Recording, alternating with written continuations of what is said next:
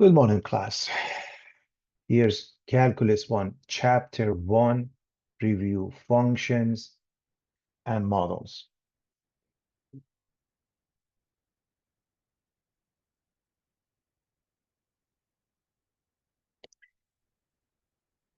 What is covered here is as follows. 4 ways to represent a function, mathematical models, a catalog of essential functions or basic functions that we should know the graph of, new functions from old functions, exponential functions, inverse functions, and logs. Section 1.1, 4 ways to represent a function. Verbally by a description in words, numerically by a table of values, visually by a graph, algebraically by an explicit formula. So you have a function machine. You put the input x, set of x that is acceptable is known as the domain, and the output, all points that are acceptable as output, would be the range. So all possible values of x, domain, all possible values of y or f of x is the range. So that's the machine x comma f of x. That would be the pair such that x is an element of the D standing for the domain. This means an element of, this means such that. The vertical line test. A curve in the xy plane is the graph of a function of x if and only if no vertical line intersects the curve more than once. So in other words, the x coordinates cannot repeat. A function f is called increasing on an interval I if f of x of 1 less than f of x of 2, whenever x of 1 is less than x of 2. It is decreasing if f of x of 1 is larger than f of x of 2, when x of 1 is less than x of 2. In other words, one easy way to look at this concept is it's an increasing function. If x increases, so does y. But it's decreasing when x increases, but y decreases. That's the easiest way to handle that. Horizontal line test. Short HLT. This one VLT. If a horizontal line can be drawn so that it intersects the graph of a function at more than one point, the graph is not a one-to-one function. No HL, no horizontal line, can intersect the graph more than once. In other words, vertical line test, VLT, says, okay, X can't repeat. Now horizontal line test says the Y can't repeat either for it to be a one-to-one function. For any one-to-one function, f of X and its inverse, F inverse, f of F inverse of X is X, F inverse O F of X is X. In short, you have this. In this case, X is in the domain of F inverse, and in this case, X is in the domain of f of X. Even and odd functions. Even function, f of minus X is f of X. That means symmetric with respect to the y-axis. Odd function, f of minus X equals minus f of X. That means symmetric with respect to the origin. So we want to find the domain here. F of X is x squared minus 4 over x plus 2. In short, you set the denominator equal to 0 and you exclude it. If I set the denominator equal to 0, I get negative 2. So x can't be negative 2. This is one way to write that. In an interval format, we would write minus infinity to minus 2 union minus 2 to infinity. Parentheses, that means the endpoints are not included. What about this case? We are going to factor the denominator first, and we set it equal to 0. You want two numbers, the product is negative 10, the sum is 3, so 5 and negative 2. So if you set this one equal to 0, x is negative 5, and this one x is 2. So one way to write it, x can't be negative 5 or positive 2. But a better way of writing it is writing it with the interval notation. The domain is from negative infinity to -5, union -5 to 2, union 2 to infinity. Notice the endpoints are not included simply because we are using parentheses. Is f of x equals x squared minus 4 over x plus 2 the same as x minus 2? Well, we know the numerator follows a squared minus b squared, which is a minus b times a plus b, because it's x squared minus 2 squared and can be factored. We can drop the common factor of x plus 2 and we get x minus 2. However, it doesn't change the fact that the original function has the x plus 2 in the denominator, which means x can't be -2.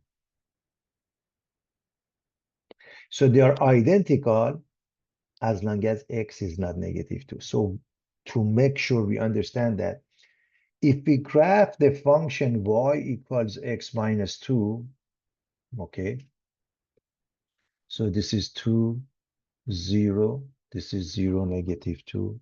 Let me just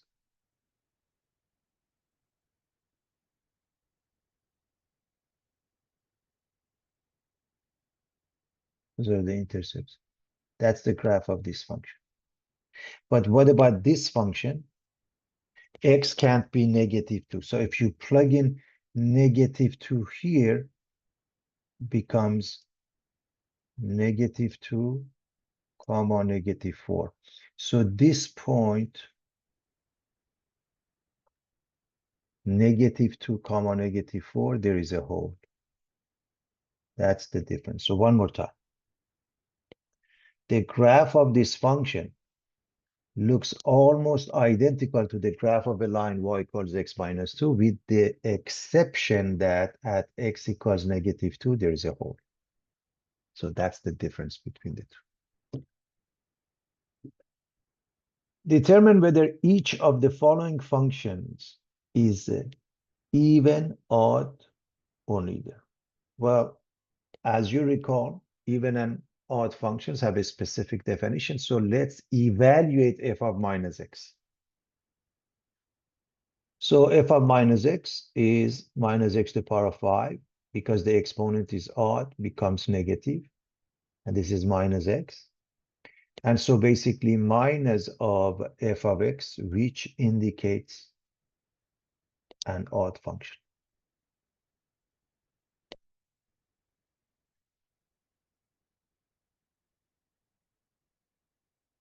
We do the same thing for part B.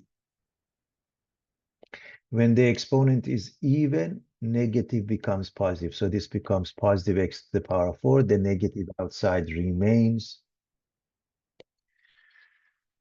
Because g of minus x equals g of x, it makes it an even function.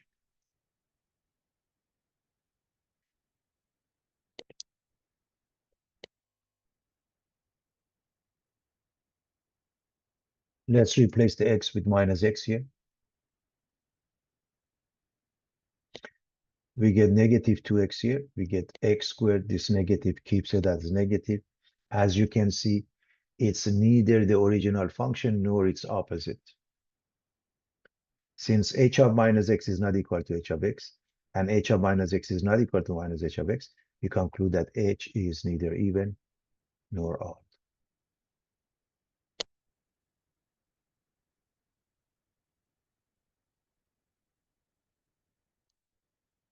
We have the following function, and we want to see where the function is increasing, decreasing, and constant. So just to give you an idea, the function is decreasing here, increasing here, constant here, decreasing here. So it's increasing here in this domain along the x-axis from -4 to 0. And there are two ways to write that. You can say x is between -4 and 0, or use a parenthesis in an interval notation. So either inequality or interval notation. The endpoints are not included when you mention that.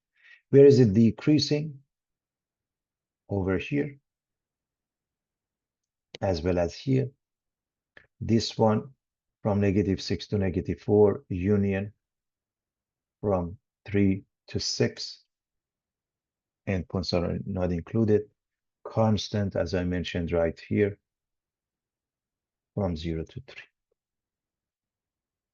That's simply being able to read a graph.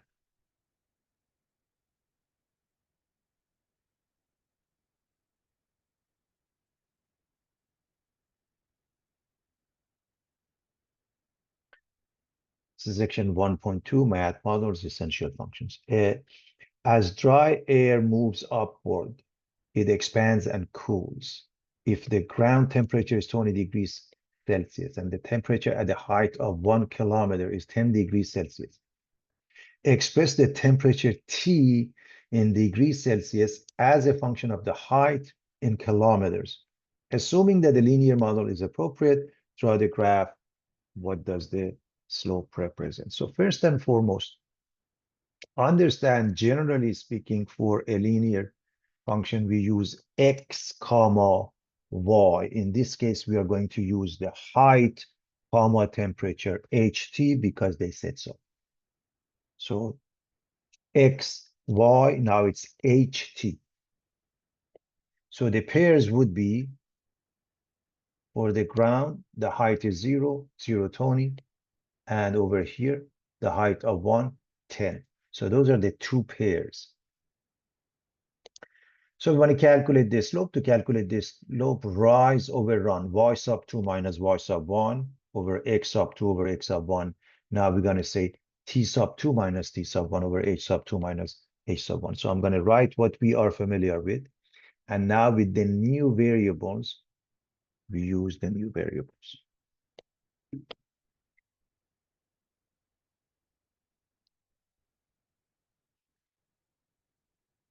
If it helps, you can put x at top of here, y at top of here, so you don't mix them up. So 10 minus 20, 1 minus 0, and we get negative 10 degrees Celsius per kilometer. To find the equation of a line, there are various ways of doing it.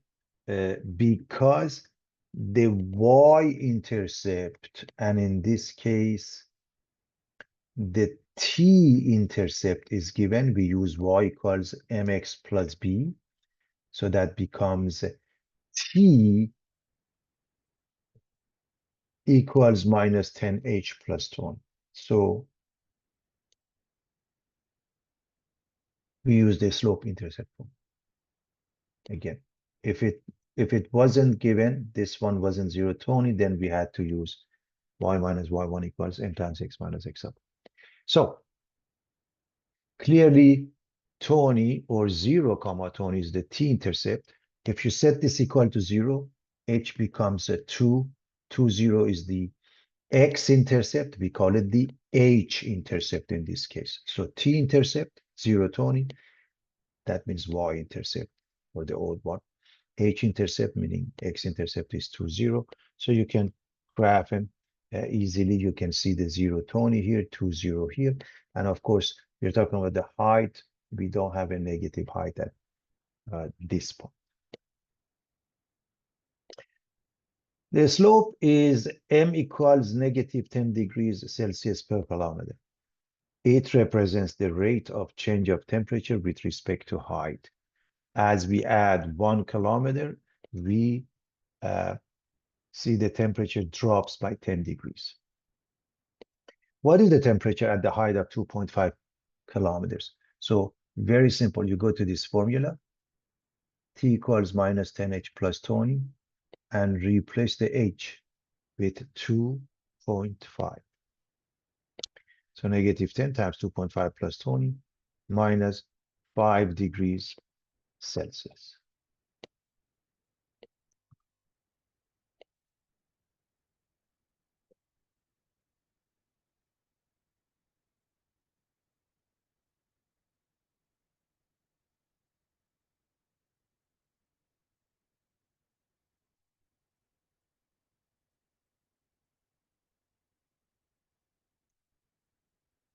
New functions from old functions, transformations or translations. And this is the original function, and we are assuming c is a constant, is a number which is positive. So f of x plus c shifts up by c units, f of x minus c shifts down by c units, f of x minus c shifts to the right by c units, f of x plus c shifts to the left by c units. Again, the same function. Now let's assume c is larger than 1. So if we multiply it by c, it expands.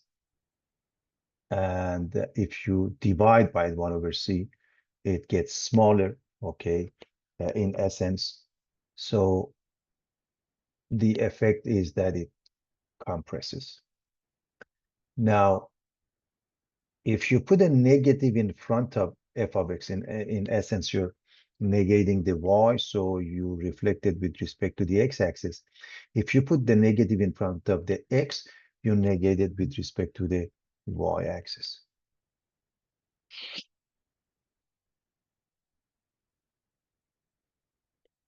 Algebra functions, f plus minus g of x, the sum function, the difference function is f of x plus minus g of x, f g of x, the product, f of x times g of x, f over g is f of x over g of x.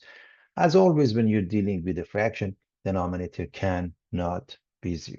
Now, assuming the domain of f is a, the function f of x, and the g of x is b, then the domain for all of these functions would be the intersection of the two. However, this one has a little bit of more restriction. I'll go over that in a moment. So A intersection B. The domain for the last one, the denominator can't be 0 either. So there is more restriction. So you want to be careful with that. Also, the concept of a composite function, f of g is f of g of x, u f is g of f of x.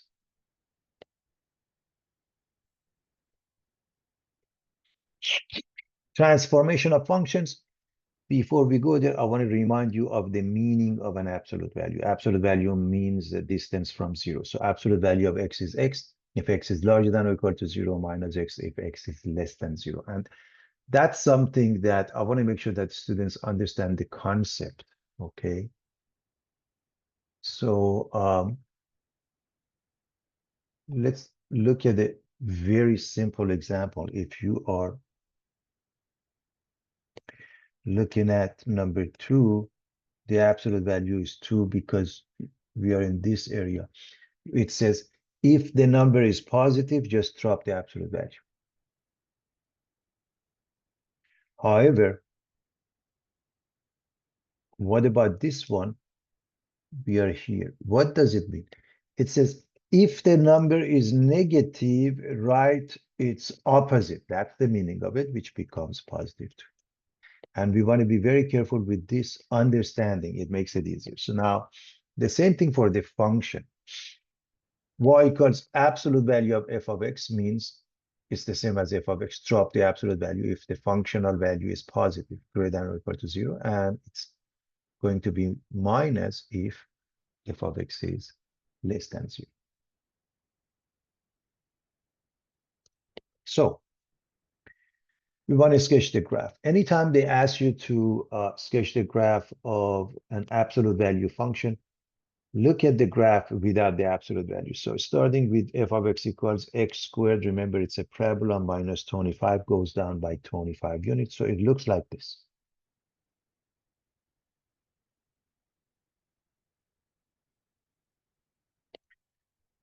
What about the absolute value? Well, by this definition, when f of x is greater than or equal to 0, that means when it's above the x-axis, nothing changes. So the blue one can't change. But if it's minus f of x, but if it's negative, it's minus f of x. If it's negative, this portion is below the x-axis, and so we are looking at this part. So it flips over. So the part of the graph of f of x that lies above the x-axis remains the same, so the blue ones. The part that lies below the x-axis, reflected about the x-axis, becomes like this, okay? So the absolute value of x squared minus 25 looks like that. So this part flips over because of this.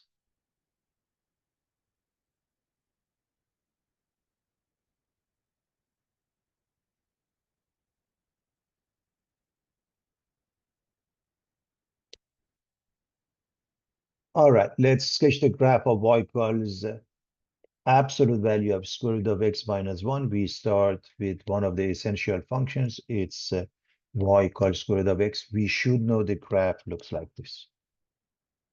So it's one of those elementary functions. We should know the graph.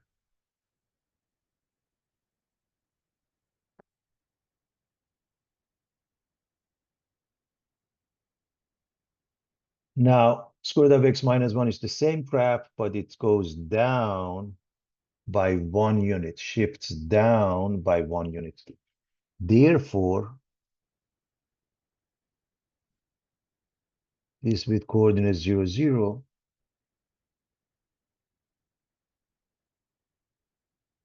goes to the new point with coordinates 0, negative 1. So again, with the concept of an absolute value, this is above and nothing changes because it's positive. This is below the x-axis and it flips over, something like this. And that is the graph of y equals absolute value of square root of x minus 1.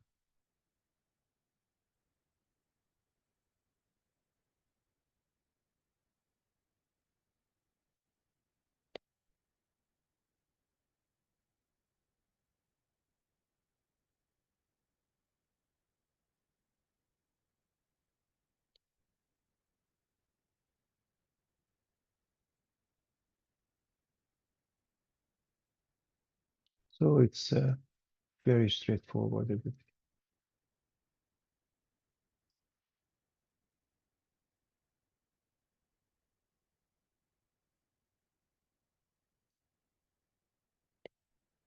Combination algebra functions, f of x is given as square root of x, g of x is given as square root of 2 minus x. To come up with the domain, when you have a root function, when the index is even, the radicand, what's underneath, must be greater than or equal to 0. And therefore, the domain, and let's call it a, equals 0 to infinity, 0 is included. Before we move on, I want to make sure that you understand if by any chance this was, let's say, cube root of x, let's say y equals cube root of x, then the domain is all real numbers, okay? Because the graph looks, I mean, this is not to scale by any means, it looks something like this, okay? There is no restriction when you have a cube root, for example.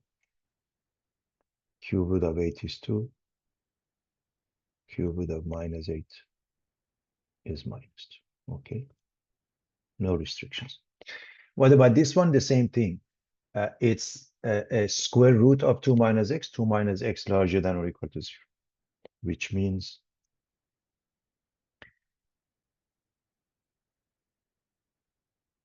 minus x greater than or equal to minus 2. So take a look. You have to divide or multiply by negative 1. So it flips over x less than or equal to 2. So reminding you of that also. So the domain is from negative infinity to 2.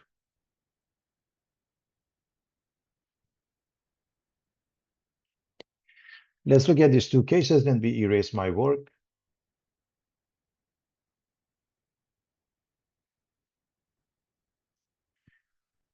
What about f plus g of x? What about f over g of x? Remember, any of those, we start with the intersection. So for this one, we come up with the intersection. The intersection of these two, it's 0 to 2. Why is that? Let me quickly show you in case you can't see that. So this one, and it makes it easier with the graph. So if you look at the graph here, and let's say the graph for the bottom one. Okay, so the first one is from 0 to infinity. This one to the right. This one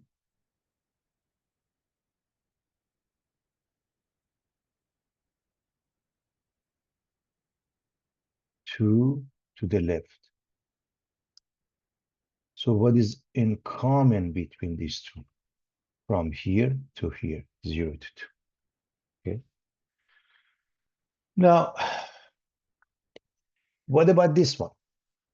Well, it's the same thing minus whatever makes the denominator 0. So x is an element of A intersection B such that g of x is not equal to 0. First, again, I want to remind you this from the set theory. This symbol says an element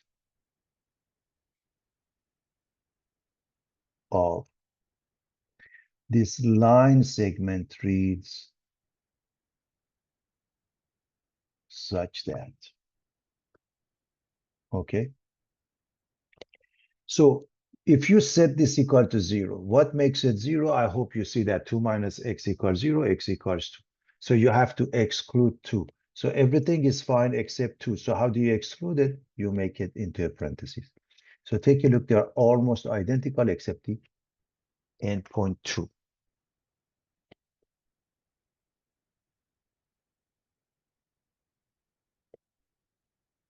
F of x squared of x minus 3, g of x is x squared, h of x, x cubed plus 6. Let's find f, o, g, o, h. There are a couple of different ways to write that. First, you can come up with FOG and then FOGOH, or first you can come up with GOH and then that one. So what is FOG by definition is f of g of x, which means replace this x with x squared.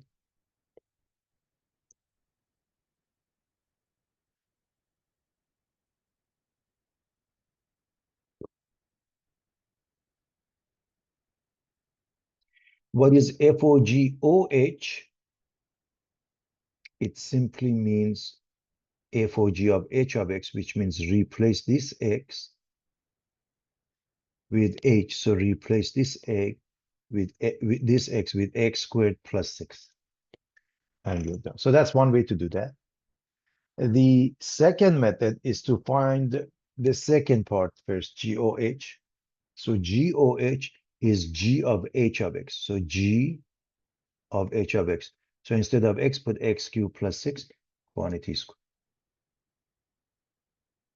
And now FOGOH, you go to the F function, everybody, and replace the x with x cubed plus 6 quantity squared. Again, I don't know which one is easier to understand. It makes no difference. Both are just as good.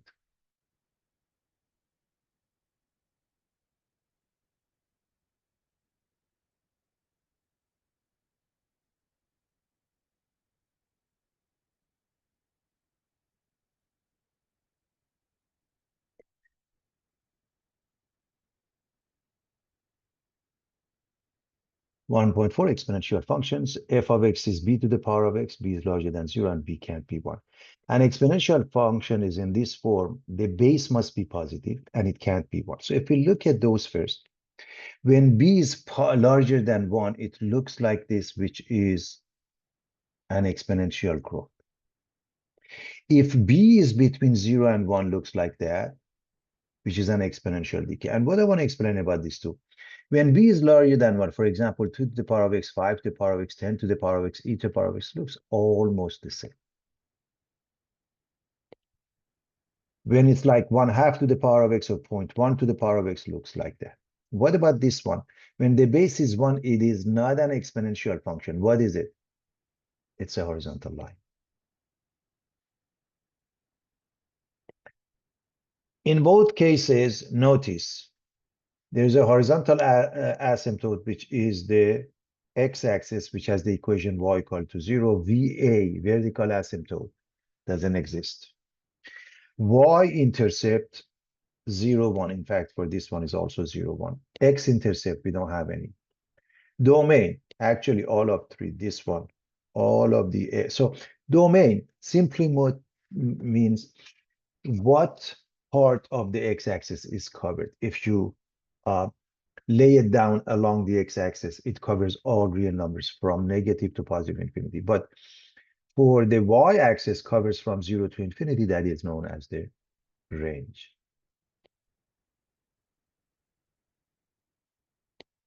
Now, when b is larger than 1, it's an increasing function, exponential growth, which means the limit of f of x as x approaches infinity, infinity. So we're talking about the first quadrant. X gets larger, so does y.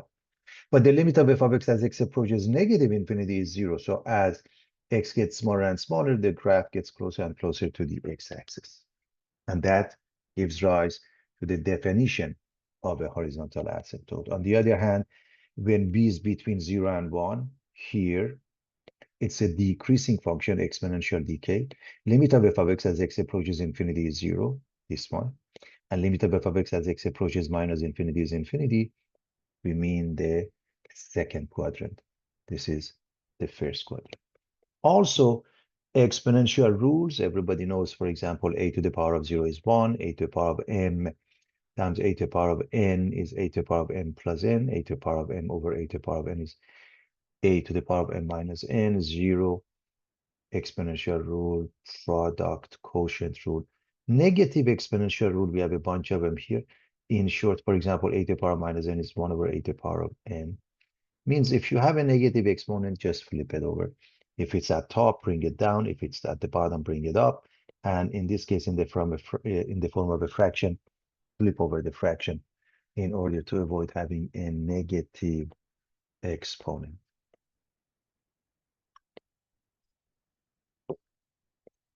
Sketch the graph of the function y equals 1/2 e to the power minus x minus 1 and determine its domain and range. Obviously, we start with the basic one, y equals e to the power of x.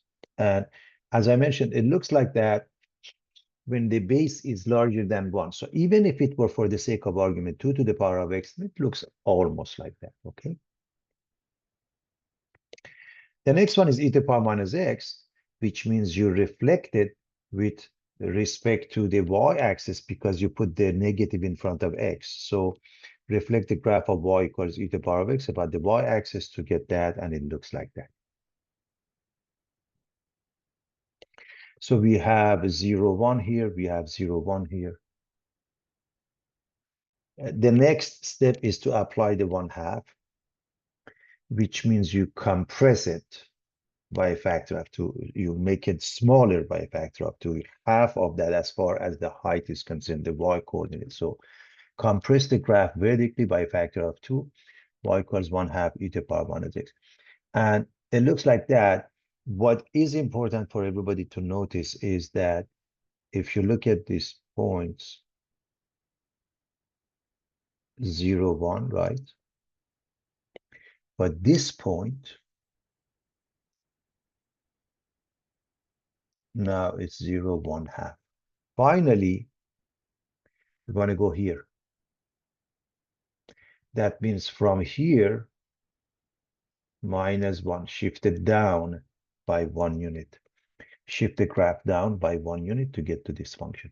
So as it goes down, remember, the horizontal asymptote is the x-axis, y equals 0 for all 3 cases. Now it goes down by 1, so it creates a new horizontal asymptote, y equals -1, and this one goes down by 1. So 0 remains, 1/2 minus 1. So this is the graph, y equals 1/2 e to the power minus x minus 1.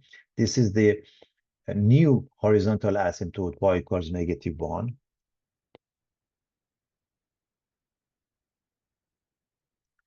And the y-intercept is located at 0, -1/2 now. The domain doesn't change. As you look at the final graph, it's important to understand the graph. The domain remains the same, but what happens is that the range for all of them were from 0 to infinity, but for the last one is from -1 to infinity because the horizontal asymptote has been changed.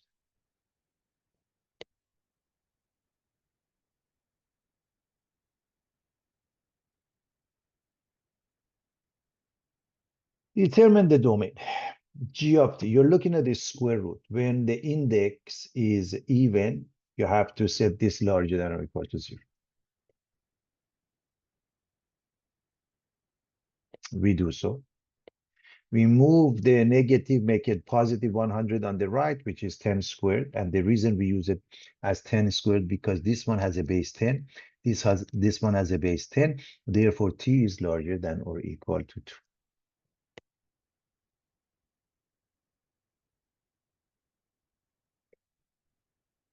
What about this one? The domain is all real numbers. Why is that? As you know, sign has no restriction. The domain for a sign is all real numbers. So is the domain for e to the power of t minus 1 exponential function. So you're looking at a composite function of a sinusoidal function with exponential function. The domain remains all real numbers. And now we want to solve this for t. So reminding you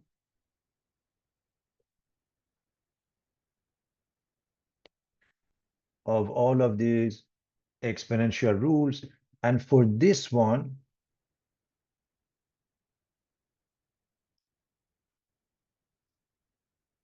we're going to use the product rule on the left side, which means we're going to add the exponents. Now, both of them have the same base e. They must have the same exponent. X squared plus 2x plus 1 must be equal to t, and we are done.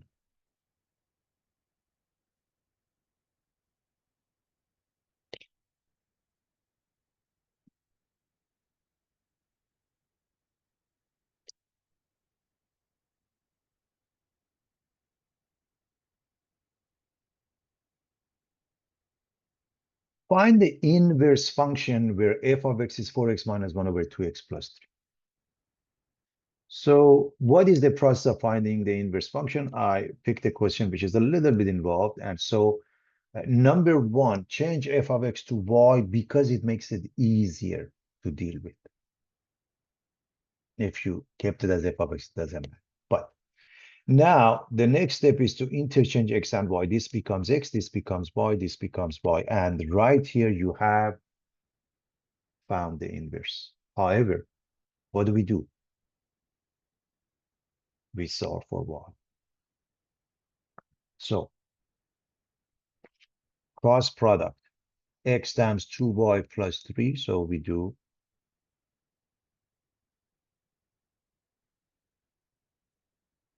x over 1. We multiply these two. We multiply these two. When you multiply these two, you get 2xy plus 3x. When you multiply these two, you just get the numerator 4y minus 1. And so, since we are solving for y, we move things around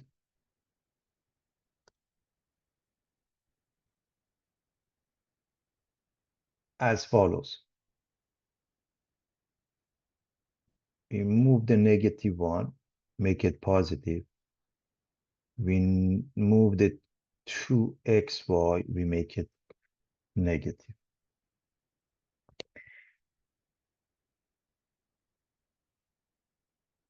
Since we want to solve for y, on the right side, we factor out the y. We can take the 2y out, but I'm interested in y.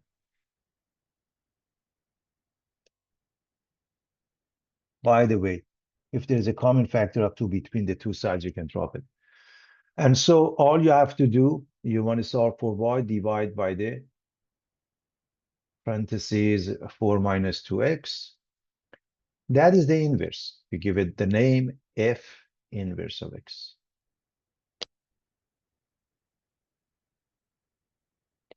Now we have to show the composite function f of f inverse or f inverse of f equals x, and one of them is enough. I'm going to do one. I highly recommend you do the other one. So f of f inverse, if I want to go with f of f inverse, that means that x must be replaced by this function and also this one. That's f of f inverse. It creates a complex fraction. You have to simplify a complex fraction. And the fastest and easiest way is to multiply the top and the bottom by the LCD, which happened to be just 4 minus 2x. So if I multiply this one By the denominator goes away, it's 4 times 3x plus 1, and minus 1 times 4 minus 2x. If I multiply it by this one, the denominator goes away, 2 times 3x plus 1 plus 3 times 4 minus 2x. I'm assuming nobody has any problem with complex fractions. So we have to distribute. We get 12x plus 4 minus 4 plus 2x. Over here, 6x plus 2 plus 12 minus 6x.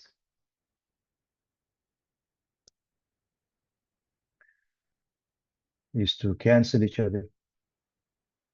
These two cancel each other. The numerator is 14x. The denominator is 14. The answer is x. F inverse of x equals to x. And that's a proof that we've come up with the correct answer.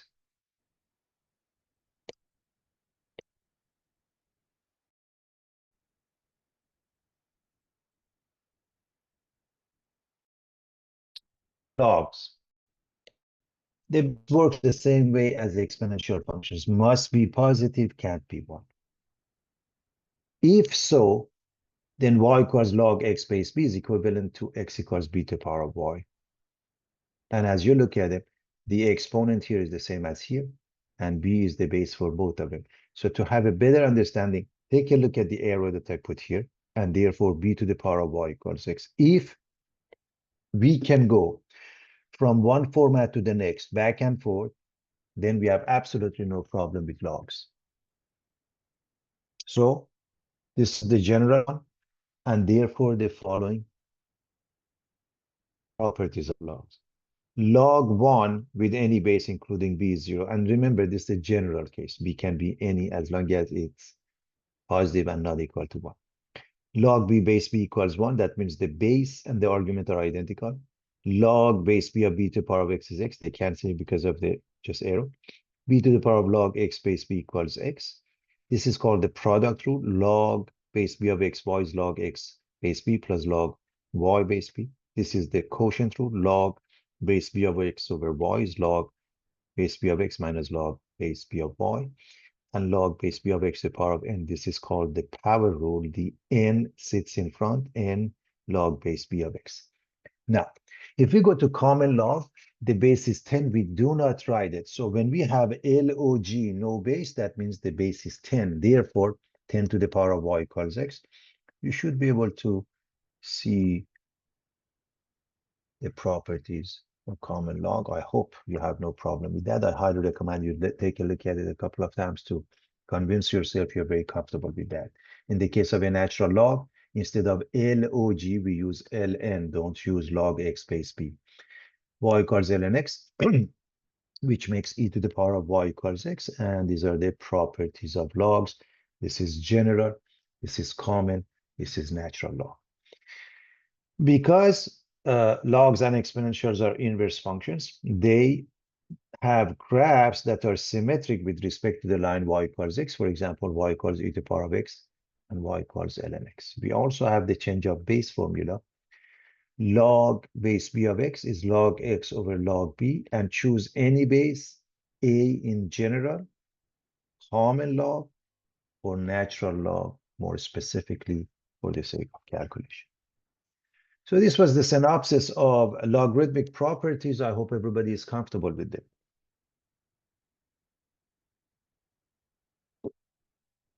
Find the inverse function where f of x is 1 minus e to the power minus x over 1 plus e to the power minus x.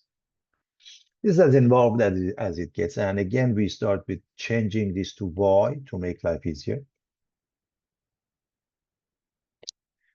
And now y becomes x, x becomes y. Interchange x and y.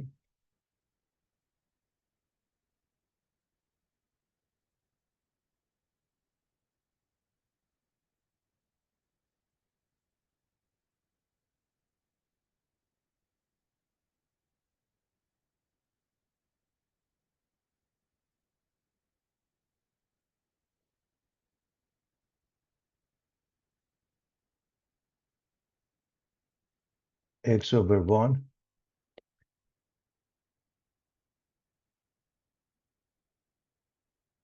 cross product. So x times 1 plus e to the power minus y, 1 times 1 minus e to the power minus y, the 1 has no bearing, it's the same thing. You distribute, you get x and plus x e to the power minus y. Remember, right here we got the, when we interchange x and y, we got the inverse, but we want to solve for y. To solve for y, we want to get rid of e to the power minus y.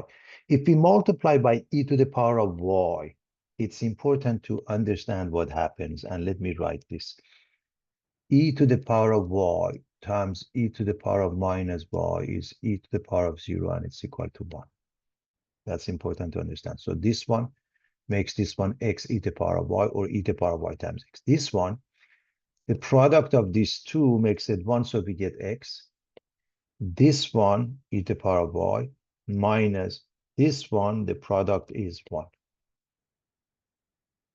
Since we want to solve for y, everything involving y goes to the same side, meaning this one moves, becomes minus, this one moves, becomes minus, and you factor the e to the power of y out. And now divide by x minus 1. Now I want you to pay attention to this. Divide by x minus 1. Because there are too many negative signs, I'm going to multiply the top by -1 and the bottom by -1. You don't have to. So this becomes positive x plus 1, and this becomes minus x plus 1, or 1 minus x. And I hope you realize they are identical. So now you go with the definition. If e to the power of y is that, if you take the natural log of both sides, so let me use a different color. If you take the natural log of the left and right, they are the same. What is natural log of the left? Why did I take the natural log? Because the base is e. It can undo that. We get y equals natural log of the right, and we give it a name, f inverse. Now, of course, I'm going to leave it for you to prove this is correct by looking at their composite function. Find the composite function of the two. If you can find it, you are very comfortable with the concept of exponential and logarithmic properties. I can't emphasize this enough. Okay, so I suggest you give it a shot.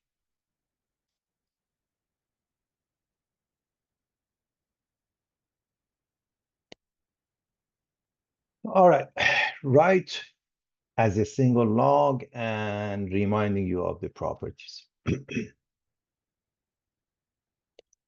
So first and foremost, this is 1/3, so we can do this to the power of 1/3 to get rid of that. Now you put the 1/2 in here and here, okay.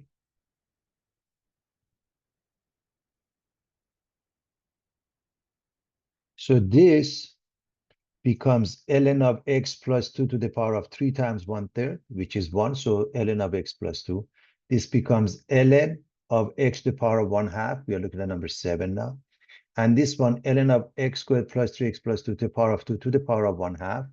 They cancel each other. So I hope you can see this step. So quite a few of them back and forth. Sometimes you go from left to right, sometimes you go from right to left. And so this one, we change it to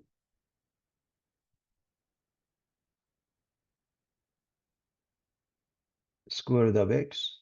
This one, we change it to x plus 2 times x plus 1. Now you can take 2 steps. You can do it in one shot. I hope you recognize this becomes natural log of anything with the plus sign is at top. X plus 2 times square root of x at top. Anything with the negative goes at the bottom. If you want, you can do these two first. Again, I'll show you in case anybody has any problem with that. If you look at this one, and we are going this way, so this one is natural log of x plus 2 times square root of x. And then, of course, with the negative, you get this, right? So these two cancel each other. Ln of square root of x over x plus. Very simple.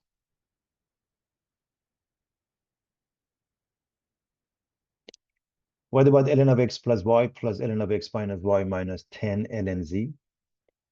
Well,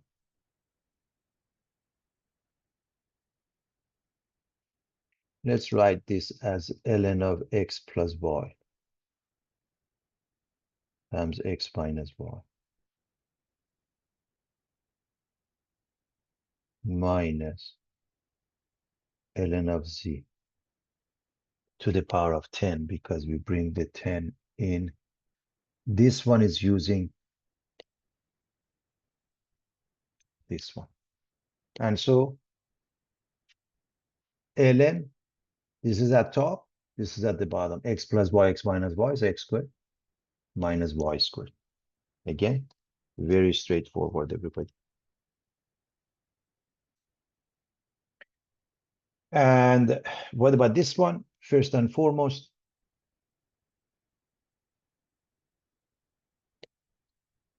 this one I can put, is a different number 3 here. This one I can put the 1/2 here, and I put these two next to each other because I want you to see that we can combine these two into log x z cubed. And then because of negative, this goes down. So we get log of x z cubed over square root of y. That's how you combine and bring it into a single log.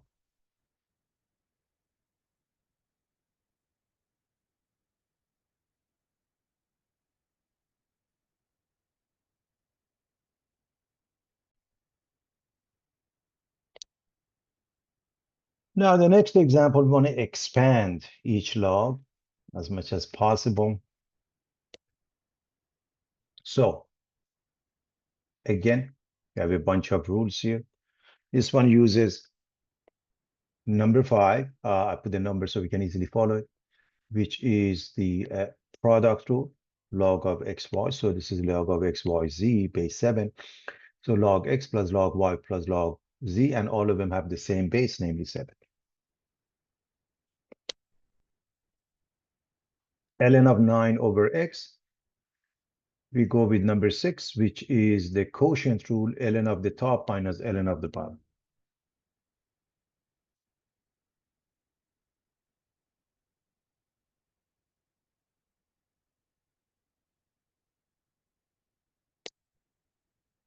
Log base x of a squared b to the power of 4 over c to the power of 7.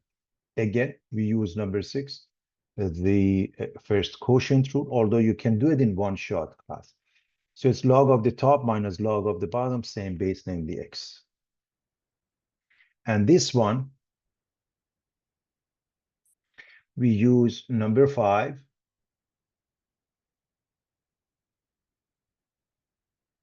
the product rule, and we say log of a squared plus log of b to the power of 4, same base, namely x. Finally, number 7, the power rule, we put number 2 in front, 2 log a base x. We put 4 in front, 4 log b base x, minus, we put number 7 in front, 7 log c base x. And that is our final answer for this question. Log of square root of x minus 1 over x plus 1. Notice this means x minus 1 over x plus 1 to the power of 1/2 first.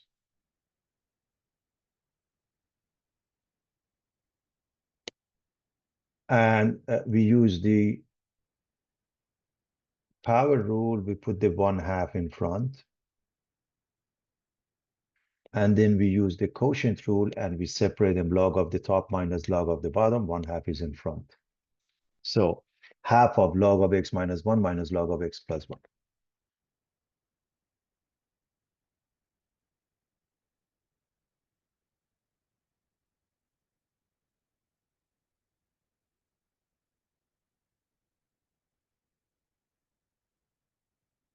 We want to solve ln of x squared minus 1 equals 3, and we go to a simple definition of logs and put them in an exponential format.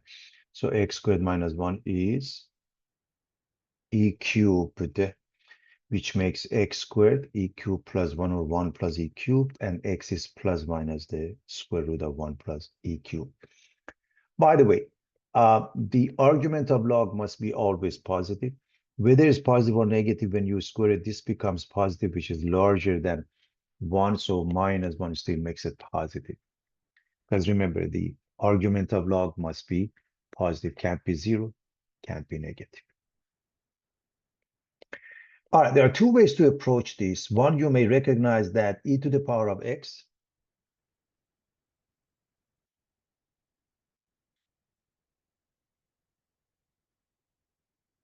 when you raise it to the power of 2, you get e to the power of 2x. And therefore, you can treat that as a binomial that you want to factor. You want factor such that the product is 2, the sum is negative 3. So the product is 2, and the sum is negative 3. The answers would be negative 1 and negative 2. You can go that route. Or if you let's say, some variable except x represent e to the power of x, then y squared is e to the power of 2x. So what you're looking at here is y squared minus 3y plus 2 equal to 0, which is y minus 1, y minus 2 equal to 0. If that is easier, you can go that route. Either way, e to the power of x is either 1 or 2, which makes x, in this case, ln1, which is 0, in this case, ln2, and that is an exact answer, and you keep it as such.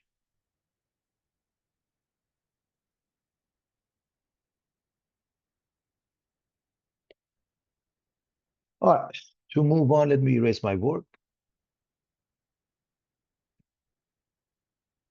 Ln of ln x. If it makes it easier, just literally replace this with something like y. So y is e to the power of n. If it makes it easier, class, literally replace it with anything you want. So y is e to the power of 1. That means ln x or y is equal to e to the power of 1. And now, again, you use the rule for this, right? X is e to the power of e. I hope you can see that.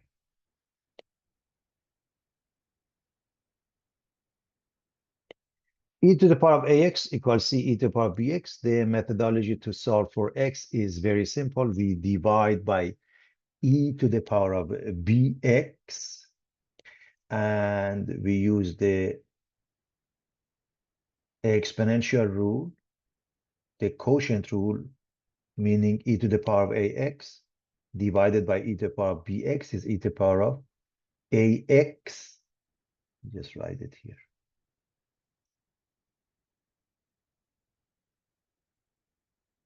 Minus bx. You factor the x out.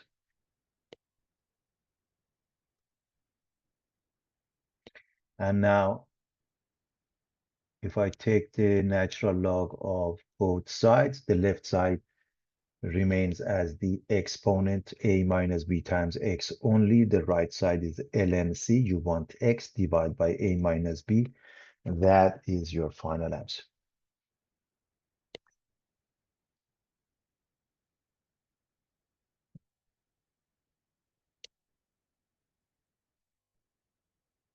Log x base 2 plus log x minus 1 base 2 equals 1. How do we solve that? Anytime You have logarithmic equations where you have a bunch of logs and bunch of numbers. You bring all the logs together, all the numbers together. In this case, you don't have to move anything because all the logs are on the left side. You put them into a single log using one of those properties. As you can see, property number 5, the product rule. Going this way, we get log base 2 of x times x minus 1 equals 1. And now just the definition, x times x minus 1 equals 2.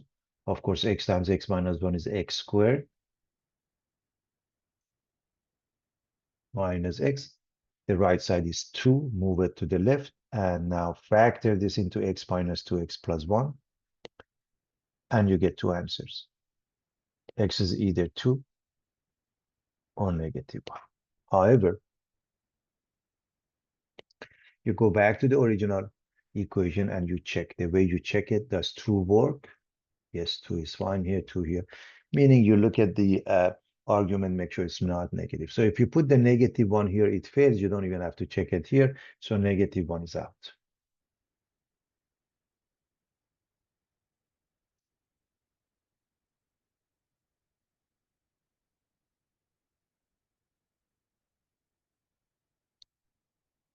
So pretty straightforward, everybody.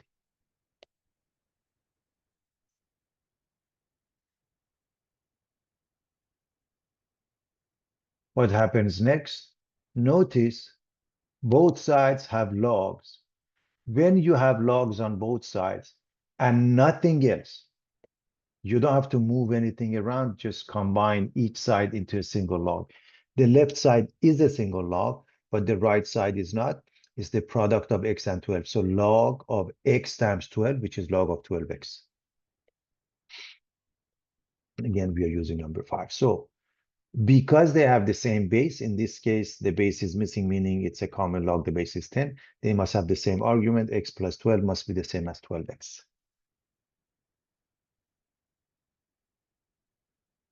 Subtract the x from both sides, you get 11x. X becomes 12 over 11, and you check. How do you check? If I put it here, is this positive? Yes. Is this positive? Yes. We are fine. There is nothing to worry about.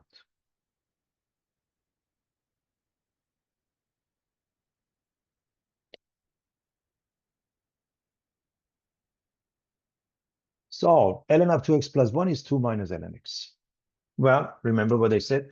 If you have a bunch of logs and bunch of numbers, you put all the logs together, all the numbers together. So you have to move this and make it positive ln x on the left. Now you put it into a single log using the product rule. This is ln of x times 2x plus 1 on the left side. And now you go with the definition. X times 2x plus 1 is e squared.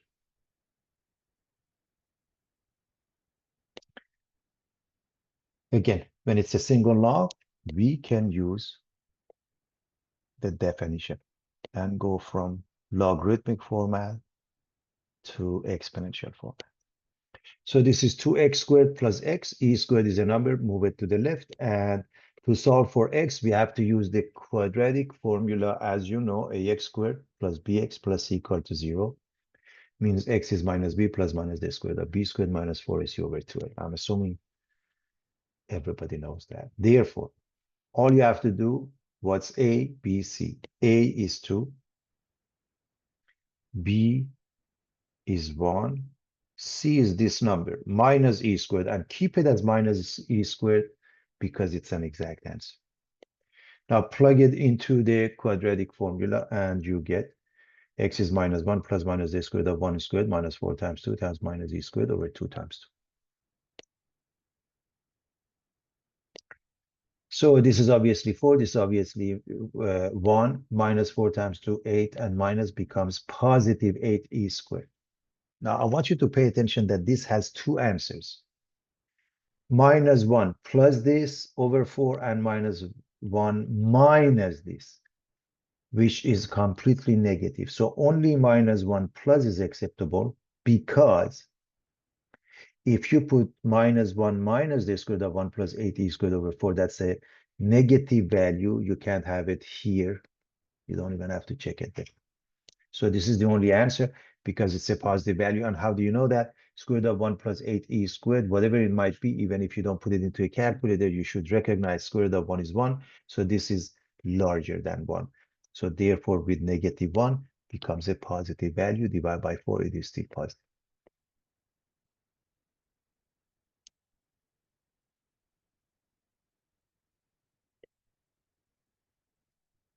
Prove cosine of sine inverse of x is square root of 1 minus x squared.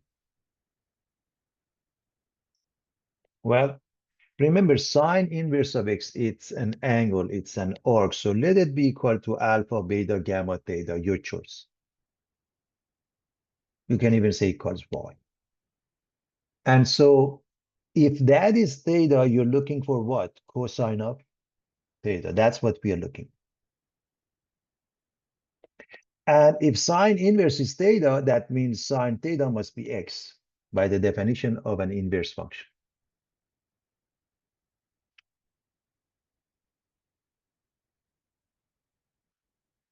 One of Pythagorean identities says sine squared theta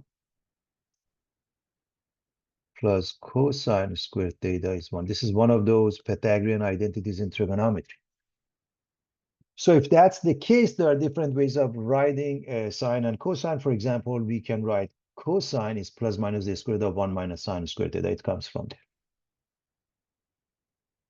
So if that is the case, replace the sine with x, and you get plus minus square root of 1 minus x squared. So cosine is plus minus square root of 1 minus x squared. But is it positive or negative? We choose the positive only. Now the question is, why is that? Reminding everyone that trigonometric functions are periodic. None of them is one-to-one. And we had to restrict the domain in the case of a sine from negative to positive pi over 2. And that makes it the fourth and the first quadrant where cosine is always positive. That's why you choose the positive.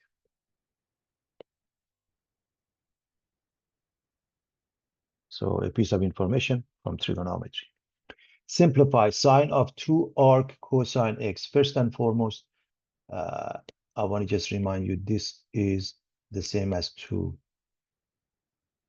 cosine inverse of x. Everybody knows that.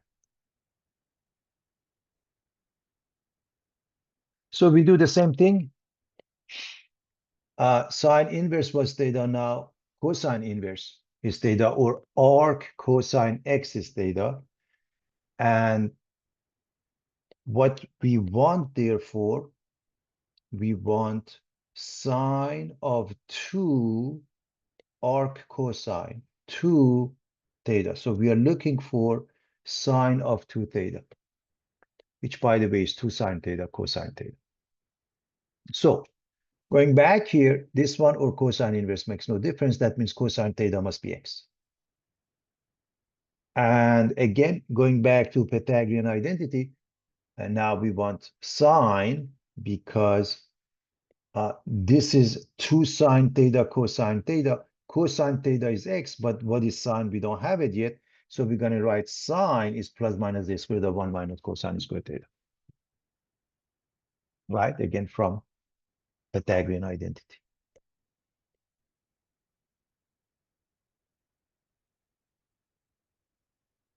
So 2 sine theta, we use this one. Cosine theta, we use this one. But the question is, do we use plus, minus, or both? And the answer is we use the plus only, and we put the x in front. And the answer, and the question is, why just the plus sign? Same reasoning as before. Cosine is a periodic function, is not one-to-one. We restricted domain from 0 to pi. In the first and second quadrant, sine is always positive. That's why we choose the positive one.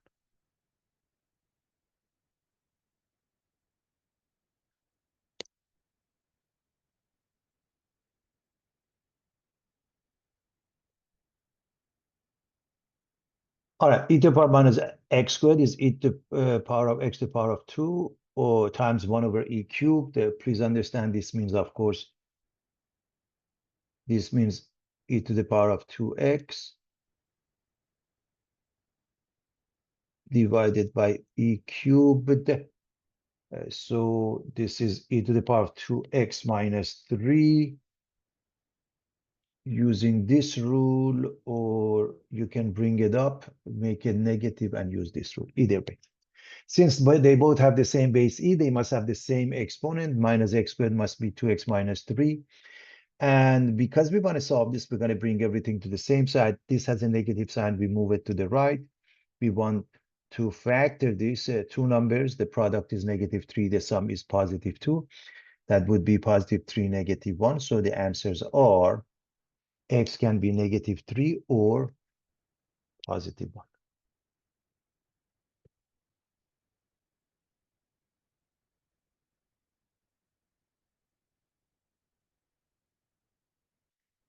Nine to the power of 2x times 27 to the power of x squared equals 3 to the power minus. One way to solve exponential equation if we have a possibility of bringing everything to the same base. Notice the base is 3 here, the base is 9, the base is 27. However, this we can't change. This one we can change it to 3 squared. So if I change this to 3 squared, this becomes 3 to the power of 4x. If I change this to 3 cubed, this becomes 3 to the power of 3x squared. And now I can add these two.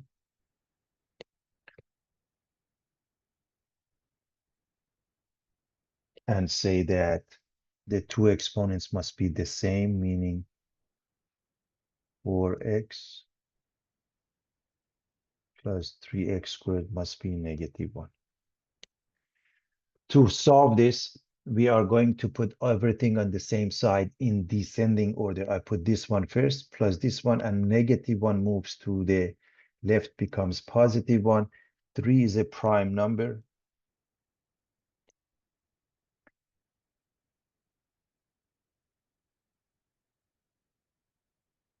It's easy to factor that, and 1 is just 1 and 1, or -1 and -1. Both of them must have the same sign.